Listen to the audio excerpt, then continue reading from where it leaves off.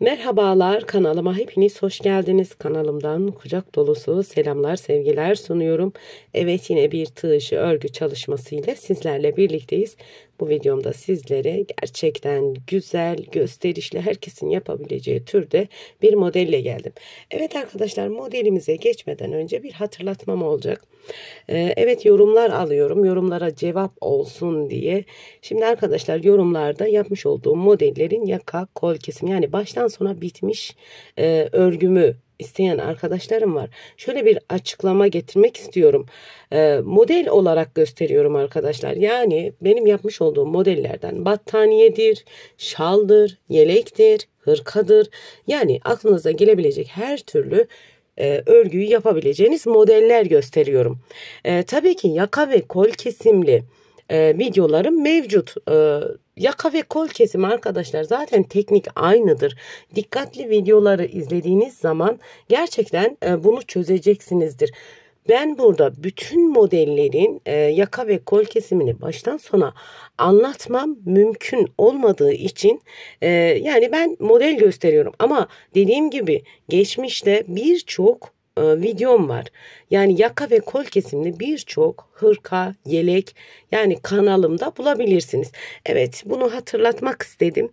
Buyurun, dilerseniz modelin yapımına geçelim. Evet arkadaşlar, biraz zamanınızı aldım. Evet, bu şekilde bir ip kullanacağız bugünkü modelimize. Şöyle hemen etiketini de göstereyim. Etiketimiz bu şekilde. Siz dilediğiniz marka ip kullanabilirsiniz bu modeli.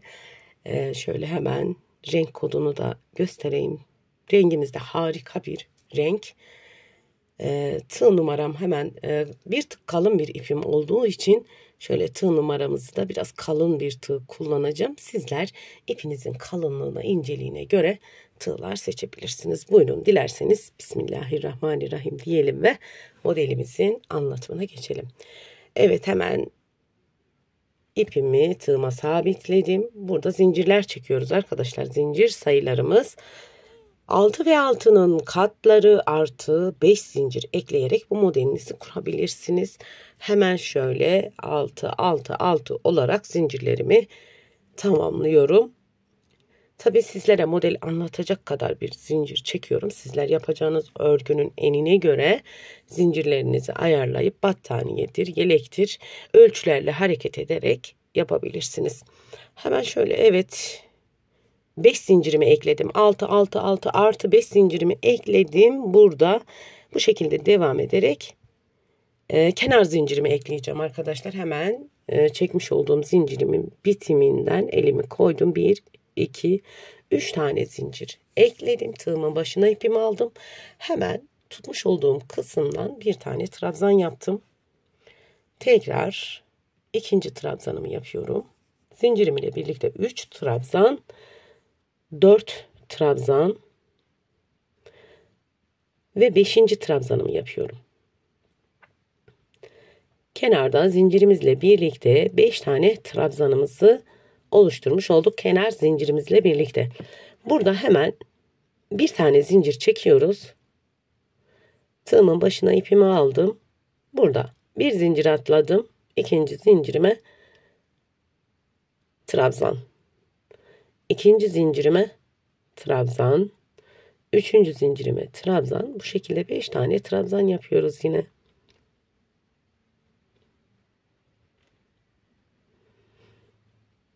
Evet, 5 tane trabzanımı yaptım. Yine aralarda bir zincir çekip bir zincir atlayıp ikinci zincire batıyoruz. Tekrar diğer modelin kurulumuna geçiyoruz. 1 2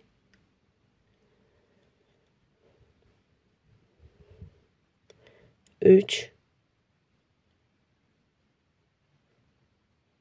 4 5.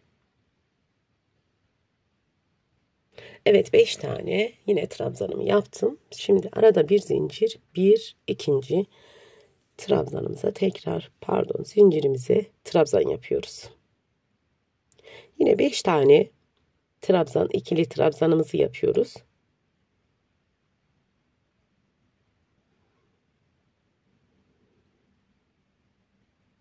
Evet.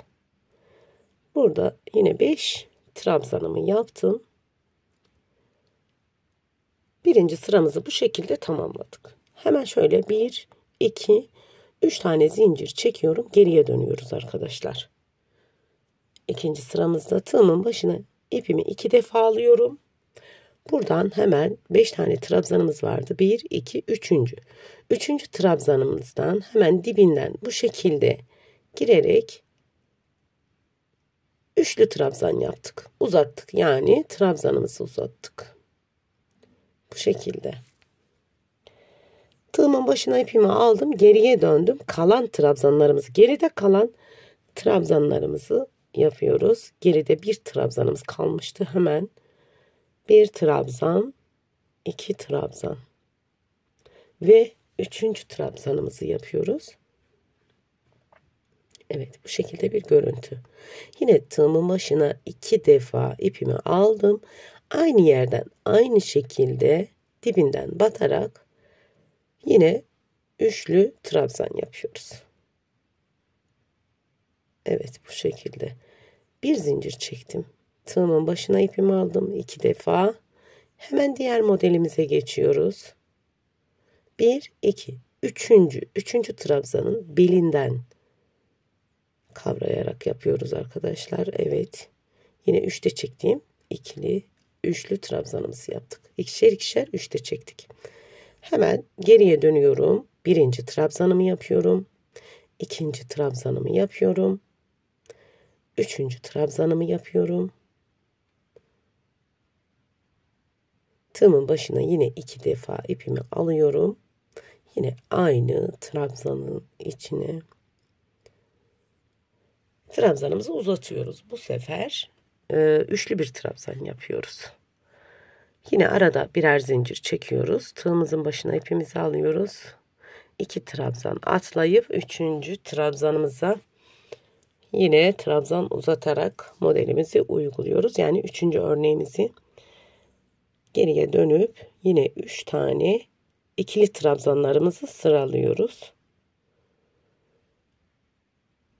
Yine aynı şekilde tığımın başına 2 defa ipimi alıyorum. Yine trabzanımı yapıyorum.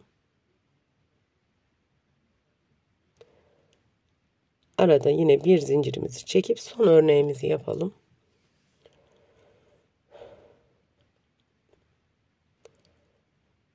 Evet, son örneğimizi yapıyoruz.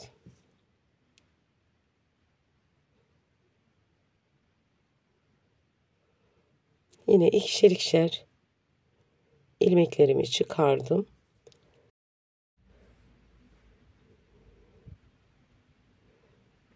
Evet, hemen geride kalan trabzanları yapıyoruz yine.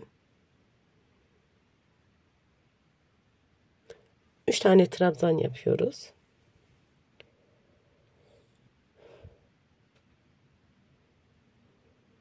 Evet.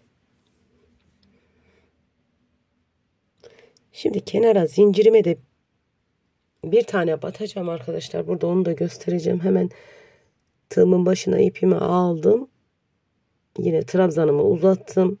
Burada kenar kısmına düzgün durması için bir tane batacağım. Fakat buradaki batmış olduğumuz ilmek fazladan bir ilmek. Onu dönüşte atlayacağız. Çünkü oraya atlamazsak modelimizde kayma yapabilir, artırma, eksiltme yapmış olabiliriz. Şimdi burada bir zincir çektim, geriye döndüm. Burada bütün trabzanların üzerine sık iğne geçeceğiz. Hemen birini atladım. Buradan 2, 3, 4, 5 tane sık iğne. Yani her bir modelin üzerine 5 sık iğne. Aralara da yine bir tane sık iğne yaparak kenarlarda 5'er sık iğne. Evet, yine 1, 2, 3, 4, 5 sık iğne. Araya 6. sık iğne. Yani bu şekilde devam ediyoruz. Sayarsak yanlışlık yapmış olmayız. Burada artırma, eksiltme yapmamış oluyoruz arkadaşlar. Evet, 5 tane sık iğnemi yapıyorum. 6.'yı araya batıyorum.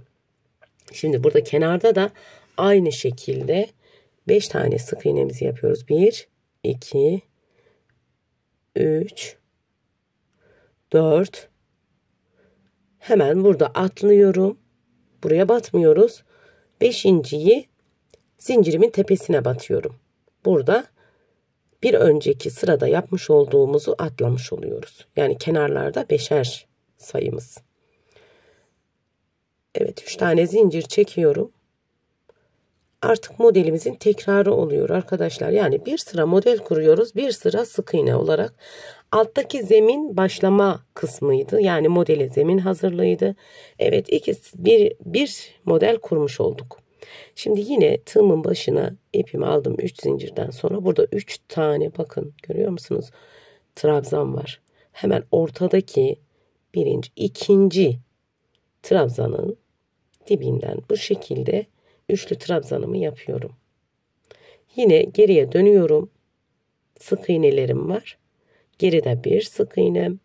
Yapmış olduğum modelin üzerinde bir sık iğne var. Oralara 3 tane ikili trabzanlarımızı yapıyoruz.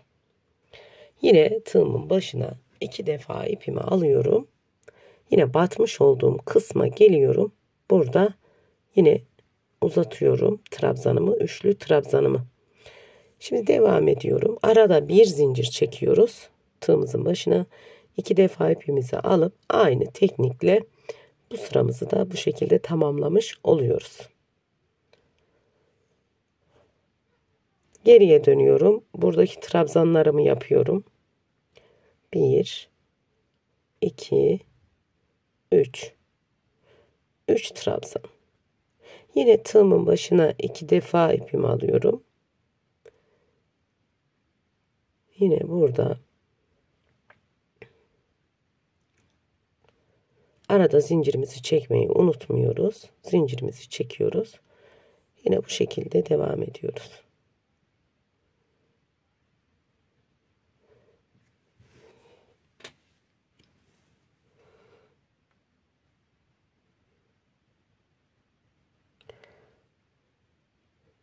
Evet, 1 2 3. trabzanımızı yapıyoruz.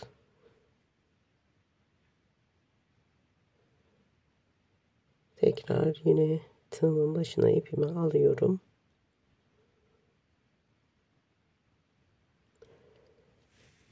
Yine bir zincir, tekrar en son örneğimizi yapıyoruz.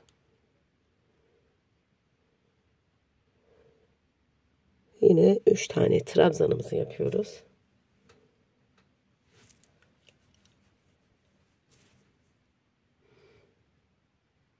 Yine tekrar üçlü trabzanımızı yapıyoruz.